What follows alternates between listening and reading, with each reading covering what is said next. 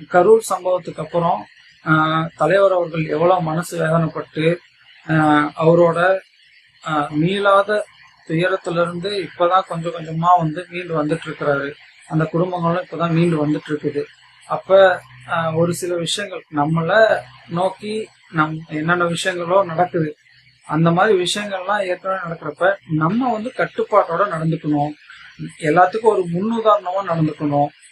நம்ம ஈரோடு மீட்டிங்ல எல்லாமே சூப்பரா நடந்துச்சு. நம்ம தலைவர் என்ன எதிர்பார்க்கிறாருன்னா, நம்மள அவர் ரொம்ப பிடிக்கும் அவருக்கு. ஓகேங்களா? நம்ம எல்லாத்தையுமே ஒவ்வொருத்தரையும் தனித்தனியா பிடிக்கும். அதனால யாருக்கு என்ன ஆச்சுனாலும் அவருக்கு ரொம்ப கஷ்டமா இருக்கும். அவருக்கு வருத்தத்தை கொடுக்கணும்னு நீங்க நினைக்கிறீங்களா?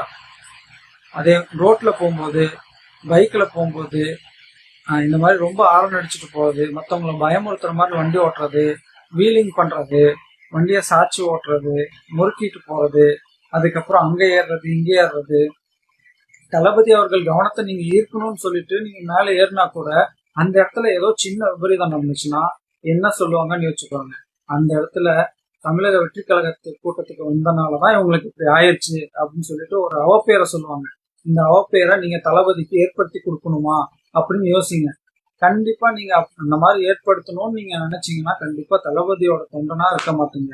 ஓகேவா? நீங்க தளபதியோட தொண்டனா இருந்தா, தளபதியோட ரசிகனா இருந்தா, ஓகேவா, வெற்றி தலைவர் அவர்களோட கொள்கையை ஃபாலோ பண்றதா இருந்தா கண்டிப்பா இந்த விஷயங்கள்லாம் ஃபாலோ பண்ணுங்க.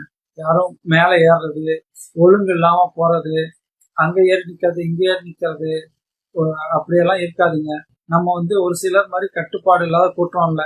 நம்மள கட்டுப்பாடு இல்லாத கூட்டம்னு சொல்றவங்க எல்லாம் எப்படி மீட்டிங் நடத்துறாங்கன்னு தெரியும்.